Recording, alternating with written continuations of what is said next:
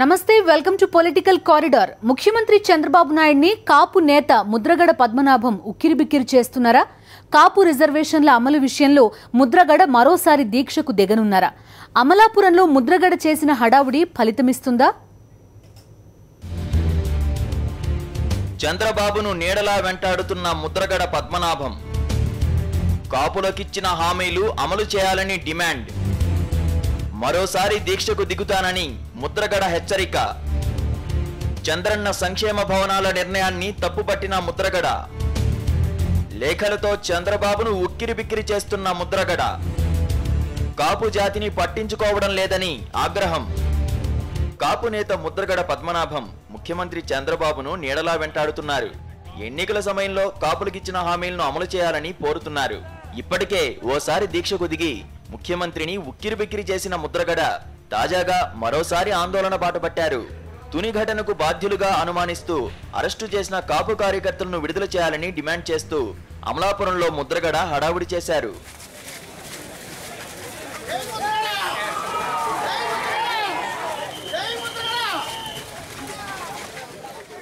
కాపులకిచ్చిన హామీల విషయంలో వెనక్కి తగ్గేది లేదంటున్న ముద్రగడ తాజాగా మరోసారి దీక్షకు దిగుతానని చంద్రబాబును హెచ్చరించారు. హామీలు అమలు చేయాలని కోరుతూ లేఖల మీద లేఖలు రాస్తూ ముఖ్యమంత్రిని ముద్రగడ ఉక్కిరిబిక్కిరి చేస్తున్నారు. ఈ క్రమంలో మరోసారి దీక్షకు దిగుతానని చెప్తుండడం టీడీపీలో ఆందోళనను నింపుతోంది. జనవరిలో తునిలో కాపు గర్జన సభ పేరుతో నిర్వహించిన సభ హింసాత్మకంగా మారిన దృశ్యాలు ఇప్పటికీ టీడీపీ శ్రేణుల్లో భయాన్ని కలిగిస్తున్నాయి. ఆ తర్వాత కిర్లంపూడిలోని తన నివాసంలో ముద్రగడ చేపట్టిన ఆందోళన రాష్ట్రాన్ని అతలాకుతలం చేసింది. నాటి దీక్షను ముఖ్యమంత్రి చంద్రబాబు నాయుడు అతి కష్టం మీద ఉపసంహరించగలిగారు. దీక్ష విరమించిన తర్వాత టీడీపీ నాయకులు ముద్రగడపై విమర్శనాస్త్రాలు సంధించారు. మరోవైపు బహిరంగ సభలు, ప్రెస్ మీట్లు పెట్టి అధికార పార్టీపై ముద్రగడ విరుచుకుపడ్డారు.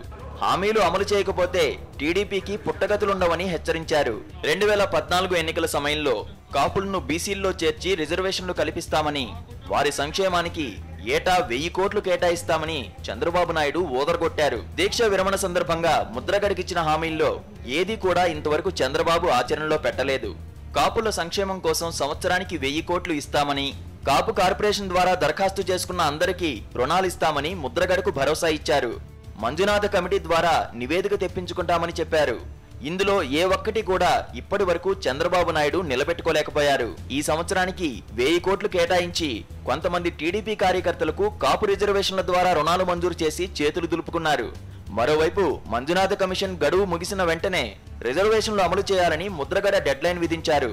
దిక్కుతోచని స్థితిలో పడిపోయిన చంద్రబాబు ప్రస్తుతం కాపు ఉద్యమాన్ని ఎలా అణిచివేయాలనే దానిపై కసరత్తు చేస్తున్నట్టు కనిపిస్తోంది.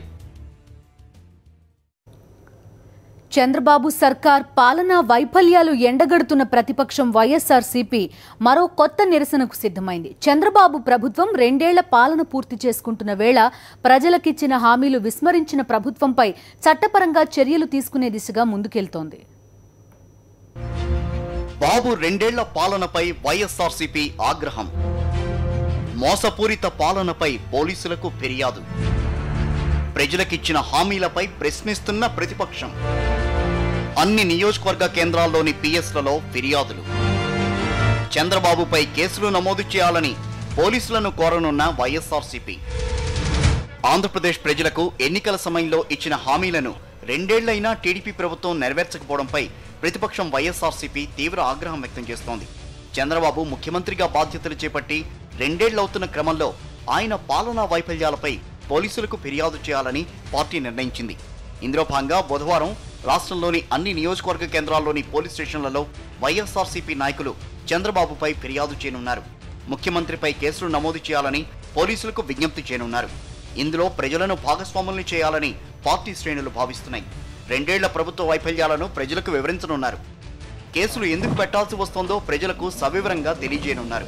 ఇప్పటికే వైఎస్ జగన్మోహన్ రెడ్డి గారి నాయకత్వంలో ప్రభుత్వ వైఫల్యాల్ని ఎండగడుతూ ప్రజలకి న్యాయం చేయమని చెప్పేసి ప్రభుత్వం చేస్తున్న మోసాలను ఎత్తి చూపిస్తూ అనేక సార్లు ఉద్యమాలు చేశాం. రేపు 2 సంవత్సరాలు పూర్తయిన సందర్భంగా 8వ తారీఖున చంద్రబాబు నాయుడు గారు రాతపూర్వకంగా ప్రజలకు ఇచ్చిన హామీలని అమలు చేయటంలో పూర్తిగా వైఫల్యం చెందిన సందర్భంలో వైఫల్యం చెందటమే కాకుండా ఇంకా మభ్యపెట్టే విధంగా ప్రభుత్వం మాట్లాడుతున్న పరిస్థితుల్లో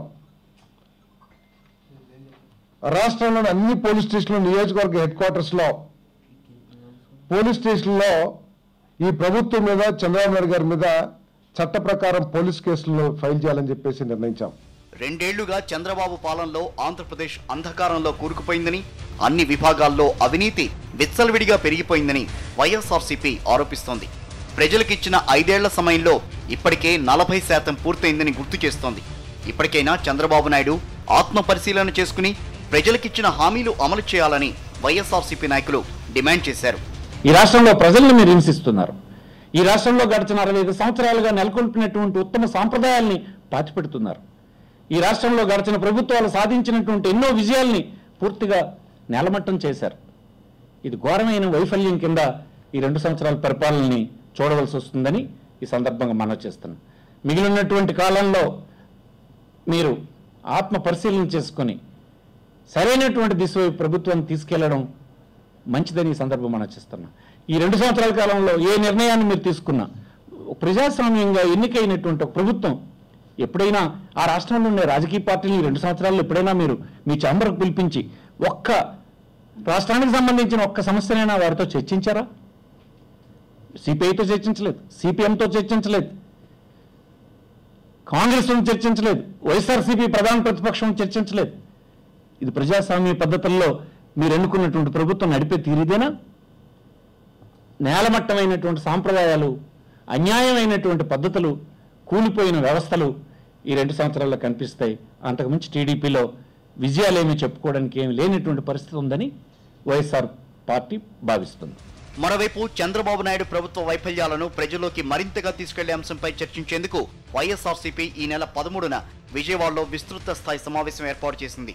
సమావేశంలో చర్చించే ఎజెండాను అందుబాటులో ఉన్న నాయకులతో వైఎస్ జగన్ చర్చించారు. జూలై 8న దివంగత నేత వైఎస్ఆర్ జయంతి సందర్భంగా ఆ రోజు నుంచి రాష్ట్ర వ్యాప్తంగా గడప గడపకు వైఎస్ఆర్ అనే కార్యక్రమం చేపట్టాలని వైఎస్ఆర్సీపీ నిర్ణయించింది. ఈ కార్యక్రమ విధి విధానాలపై విజయవాడలో జరిగే విస్తృత స్థాయి సమావేశంలో చర్చించనున్నారు. Chandrakant, principal correspondent. జగన్ను అడ్డుకోవాలని ప్లాన్ చేసి అనంత టీడీపీ నేతలు అభాసుపాలయ్యారా? కదిరిలో కందికుంట ప్రసాద్ అత్యుత్సాహానికి కారణమేంటి? చంద్రబాబు దగ్గర మైలేజ్ పెంచుకునేందుకు కందికుంట ప్రయత్నించారా? కందికుంట ఆలోచన ఏంటి?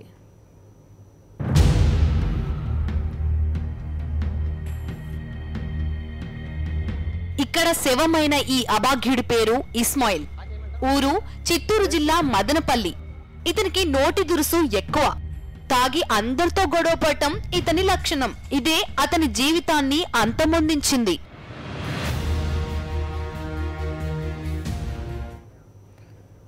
ఆంధ్రప్రదేశ్ వైద్య ఆరోగ్య శాఖ మంత్రి కామినేని శ్రీనివాస్ సొంత పార్టీ బీజేపీకి పంగనామాలు పెడుతున్నారా? రాష్ట్రానికి వస్తున్న కేంద్ర మంత్రులను చంద్రబాబు దగ్గరికి తీసుకెళ్లడం వెనుక మతలబేంటి? సొంత పార్టీ నేతలు తప్పుబడుతున్నా ఆయన ఎందుకు తన వైఖరి మార్చుకోవడం లేదు? మంత్రి కామినేని తీరుపై బీజేపీ నేతలు అసంతృప్తి. బీజేపీ మంత్రివా, టీడీపీ కార్యకర్తవా అని ప్రశ్నిస్తున్న కమలనాథులు. కేంద్ర మంత్రులను చంద్రబాబు దగ్గరకు తీసుకెళ్తుండడంపై అసహనం. పార్టీ కార్యక్రమాలను హైజాక్ చేస్తున్నారని కామినేనిపై బీజేపీ ఆగ్రహం.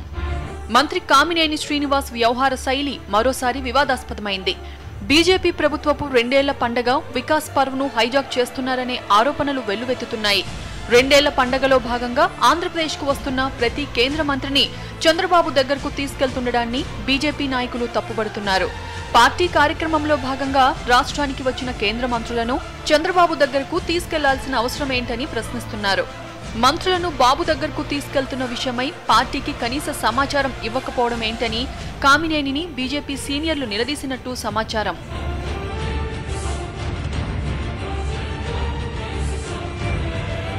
మంత్రి కామినేని తీరుపై గతంలోనూ చాలా ఆరోపణలొచ్చాయి. ఆయన టీడీపీ కార్యకర్తగా వ్యవహరిస్తున్నారని, బీజేపీ అంతర్గత విషయాలు కూడా చంద్రబాబుకు చేరవేస్తున్నారని చాలా మంది కమలనాథులు పార్టీ నాయకత్వానికి ఫిర్యాదు చేశారు. సొంత పార్టీ బీజేపీ వ్యవహారాలను వదిలి టీడీపీ వ్యవహారాలకు ఎక్కువ ప్రయారిటీ ఇస్తారనే అపవాదు కామినేనిపై ఉంది.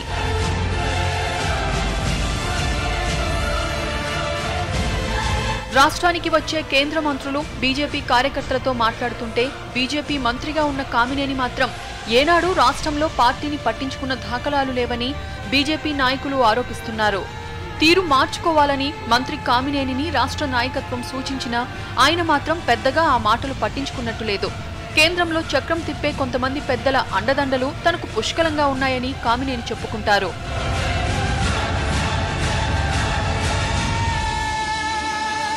ఆ అండ చూసుకునే ఆయన రాష్ట్రంలో చెలరేగిపోతున్నారని బీజేపీ నాయకులు ఆరోపిస్తున్నారు. మంత్రి కామినేనిపై ఆరోపణలు తీవ్రమవుతుండటంతో మరి బీజేపీ నాయకత్వం ఏం నిర్ణయం తీసుకుంటుందో చూడాలి. తెలంగాణ జేఏసీ చైర్మన్ కి కాంగ్రెస్ అండగా నిలబడడం వెనుక మతలబేంటి? ప్రొఫెసర్ కోదండరాంను తెలంగాణ గాంధీ అంటూ కాంగ్రెస్ నేతలు కొనియాడడం వ్యూహాత్మకమేనా? కోదండరాం రాజకీయ ప్రత్యామ్నాయ శక్తిగా ఎదుగుతున్నారని కాంగ్రెస్ అంచనా వేస్తోందా? సీఎం కేసీఆర్ను ఢీకొనాలంటే కోదండరాంతో కలిసి ఎన్నికల బరిలోకి దిగాలనేది కాంగ్రెస్ నేతల ఎత్తుగడ. తెలంగాణ మంత్రులు జేఏసీ చైర్మన్ కోదండరాంను టార్గెట్ చేయడాన్ని ప్రతిపక్ష కాంగ్రెస్ తప్పుపట్టింది. కేసీఆర్ పాలనా తీరును తప్పుపడుతూ కోదండరాం చేసిన కామెంట్స్ పై ఉన్నపలంగా తెలంగాణ మంత్రులు చేసిన మాటల దాడిని కాంగ్రెస్ తనకు అనుకూలంగా మలుచుకుంటోంది. కాంగ్రెస్ నేత మల్లు రవి గాంధీ భవన్లో, senior MLA Jeevan Reddy CLP కార్యాలయంలో ప్రెస్ మీట్ పెట్టి కోదండరాంకు అండగా నిలిచారు. పీసీసీ టీం ఏకంగా గన్ పార్కులోని అమరవీరుల స్తూపం వద్ద తెలంగాణ మంత్రుల తీరుకు నిరసనగా కాసేపు మౌనదీక్ష చేసింది. తెలంగాణ రాష్ట్ర సాధన కోసం గాంధీలా నిస్వార్థంగా పోరాడిన యోధుడు కోదండరామని కాంగ్రెస్ నేతలు కొనియాడారు. ప్రజాకోణంలో కేసీఆర్ పాలన సాగాలంటూ మాట్లాడిన కోదండరాంపై తెలంగాణ మంత్రులు తోడేళ్ల మాదిరిగా మాటల దాడి చేశారని కాంగ్రెస్ నేతలు మండిపడ్డారు. కోదండరాం లేవనెత్తిన ప్రశ్నలకు సమాధానం చెప్పాల్సింది సీఎం కేసీఆరే తప్ప తెలంగాణ మంత్రులు కాదన్నారు హస్తం నేతలు. మంత్రుల్లో ఒక్క హరీష్ రావు మాత్రం సున్నితంగా మాట్లాడారని, మిగిలిన మంత్రులంతా ఇష్టానుసారం దాడి చేశారంటూ కేసీఆర్ కేబినెట్ లో చిచ్చు పెట్టే ప్రయత్నం చేశారు టీపీసీసీ ఉపాధ్యక్షుడు మల్లు రవి. ఇప్పుడు ఆయన చెప్తే ప్రజలు నమ్మి ప్రభుత్వానికి వ్యతిరేకంగా ఎదురు తిరుగుతారనే భయంతోనే ఇవాళ మానసిక దాడి మీరు కోదండరాం మీద చేస్తున్నారు. కానీ కోదండరాం గారి మీద మీరు చేసినటువంటి దాడిని ప్రజలందరూ కూడా వారి మీద జరిగిన దాడిగా మీకు ప్రతిఘటించే రోజులు దగ్గరలోనే ఉన్నాయి. ప్రభుత్వం యొక్క డొల్లతనాన్ని, ప్రభుత్వం గుమ్మడికాయ దొంగ అంటే భుజాలు దాడుకున్నట్టుంది.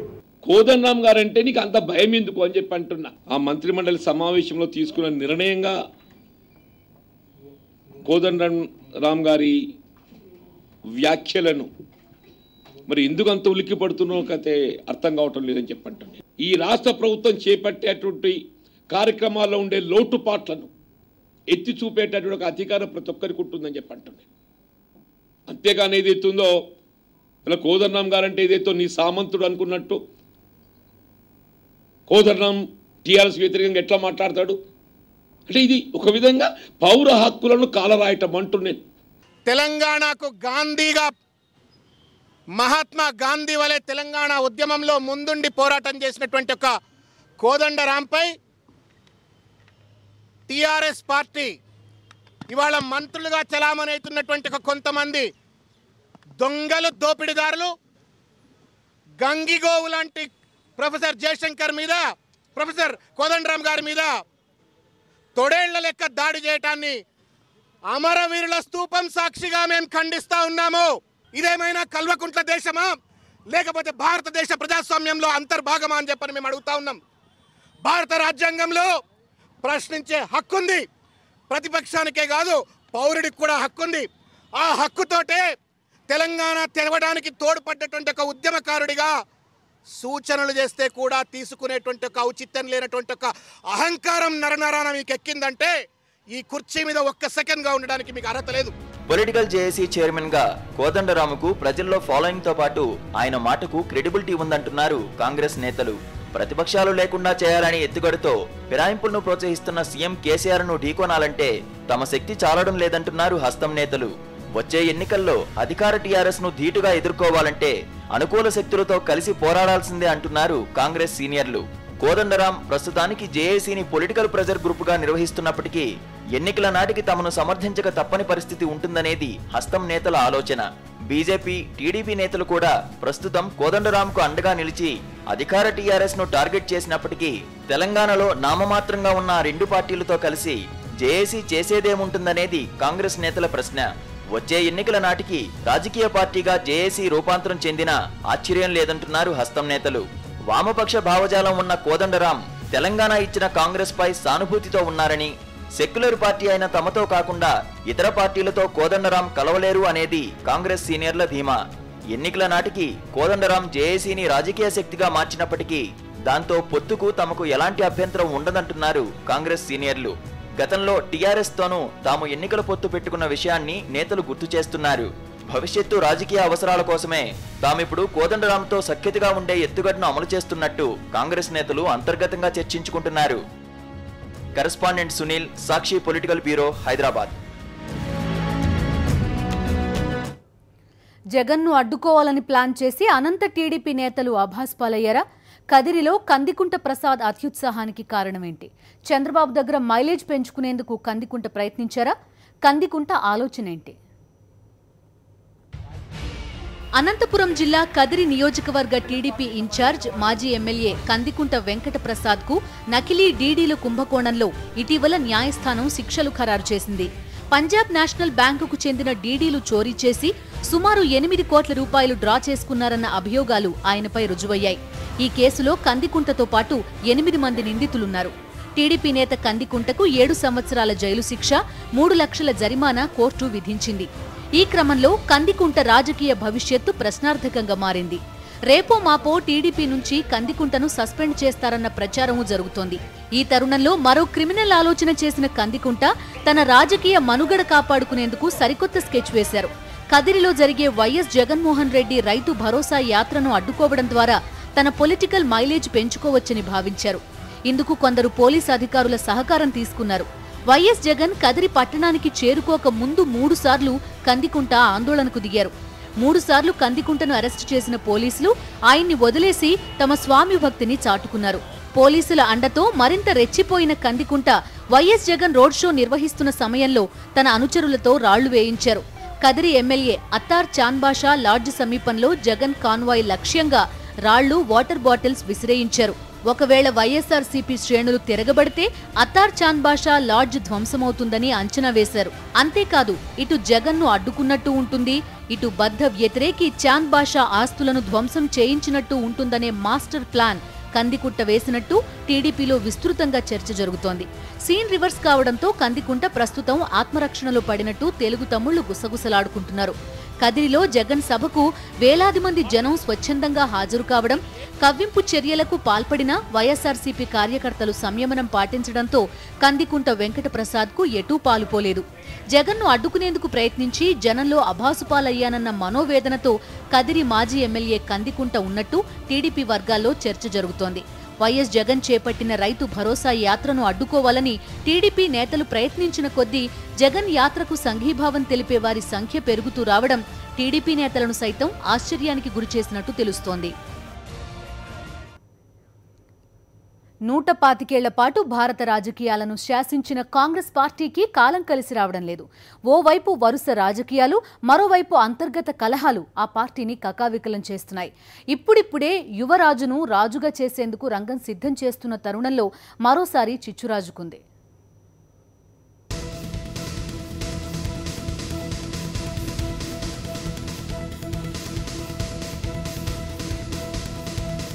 అరుణాచల్ ప్రదేశ్లో రేగిన కాక కాంగ్రెస్ ను నిలువునా దహించి వేస్తోంది. ఈశాన్య రాష్ట్రంలో మొదలైన అంతర్గత కల్లోలం ఇప్పుడు ఇతర రాష్ట్రాలకు పాకుతోంది. ఇటీవలే ఉత్తరాఖండ్లో తిరుగుబాటు పవనాలు వీయగా తాజాగా మరికొన్ని రాష్ట్రాల్లో వేర్పాటు ఛాయలు అలుముకున్నాయి. ఈశాన్య రాష్ట్రాలు త్రిపుర, మేఘాలయతో పాటు మహారాష్ట్ర, ఛత్తీస్గఢ్లలో రెబల్ స్వరాలు వినిపిస్తున్నాయి. రాహుల్ గాంధీకి పార్టీ అధ్యక్ష పదవి కట్టబెడుతున్నారంటూ ఇటీవల వార్తలొచ్చాయి. సోనియా గాంధీ కూడా సై అన్నారంటూ పార్టీ వర్గాలే లీకులిచ్చాయి. రాహుల్ మద్దతుదారులు సంతోషంలో మునిగిపోయిన వేళ మరో వర్గం షాకులివ్వడం మొదలుపెట్టింది. రాహుల్ టీంలో వృద్ధులకు అవకాశం ఉండబోదనే వార్తలతో ఆ వర్గం నేతలు తిరుగుబాటు జెండా ఎగరవేయడం ప్రారంభించారు. ఇందుకు ఛత్తీస్గఢ్లో పునాది పడింది. సీనియర్ నేత ఛత్తీస్గఢ్ మాజీ సీఎం అజిత్ జోగి రెబల్ అవతారమెత్తారు. ఆయన ఏకంగా సొంత పార్టీ పెట్టుకుంటానని తేల్చి చెప్పారు. ఛత్తీస్గఢ్లో రేగిన చిచ్చు మహారాష్ట్రకు అంటుకుంది. అక్కడ సీనియర్ నేత గురుదాస్ కామత్ పార్టీ పదవికి గుడ్ బై చెప్పారు. యువకులకు అవకాశం ఇవ్వడానికే తప్పుకున్నానంటూ గురుదాస్ చెప్పినప్పటికీ అంతర్గత కలహాలే ఇందుకు కారణమని తెలుస్తోంది. పార్టీ ముంబై చీఫ్ గా కేంద్ర మంత్రిగా పనిచేసిన కామత్ కు మరో నేత సంజయ్ నిరుపంతో పొసగడం లేదని సమాచారం. వాస్తవానికి గురుదాస్ కామత్ పార్టీకి నిఖార్సైన మద్దతుదారు కాగా, సంజయ్ నిరుపం శివసేన నుంచి కాంగ్రెస్ లోకి జంపైన వ్యక్తి. అయితే పార్టీ వ్యవహారాల్లో కామత్ కంటే సంజయ్కే ఎక్కువ విలువనిస్తున్నారని, సీనియర్ అయిన కామత్ ను దూరం పెడుతున్నారని ఆయన వర్గం వాదిస్తోంది.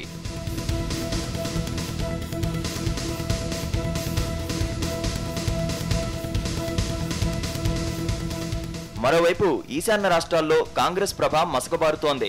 ఇప్పటికే అరుణాచల్ ప్రదేశ్, అసోంలలో అధికారం కోల్పోయిన హస్తం పార్టీ మేఘాలయ, త్రిపురల్లోనూ గద్దె దిగే ప్రమాదంలో పడింది. త్రిపురలో 7 ఎమ్మెల్యేలు తిరుగుబాటు బావుటా ఎగురవేశారు. బెంగాల్ శాసనసభ ఎన్నికల్లో వామపక్షాలతో పొత్తు పెట్టుకోవడాన్ని నిరసిస్తూ పార్టీకి రాజీనామా చేశారు. ఇందులో 6 ఎమ్మెల్యేలు టీఎంసీలో చేరిపోయారు. దీంతో త్రిపురలో సెకండ్ లార్జెస్ట్ పార్టీగా తృణమూల్ అవతరించింది. మేఘాలయలో కూడా పార్టీ పరిస్థితి అంతంత మాత్రంగా ఉంది. ఇక్కడ బీజేపీ నుంచి కాంగ్రెస్ కు ముప్పు పొంచి ఉంది. హస్తం పార్టీకి సంబంధించిన పలువురు ఎమ్మెల్యేలు బీజేపీ అగ్రనేతలతో మంత్రాలు జరుపుతున్నట్లు సమాచారం.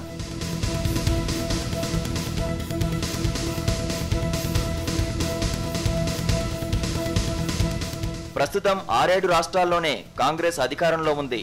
తాజా పరిణామాల నేపథ్యంలో 2-3 రాష్ట్రాలు చేజారిపోయే ప్రమాదం ఏర్పడింది. మరి ఈ పరిస్థితి నుంచి గట్టెక్కడానికి కాంగ్రెస్ అధిష్టానం ఏ చర్యలు తీసుకుంటుందో చూడాలి. ఇవి పొలిటికల్ కారిడార్ విశేషాలు. తర్వాత ది 4th ఎస్టేట్ ప్రసారం అవుతుంది. Stay tuned.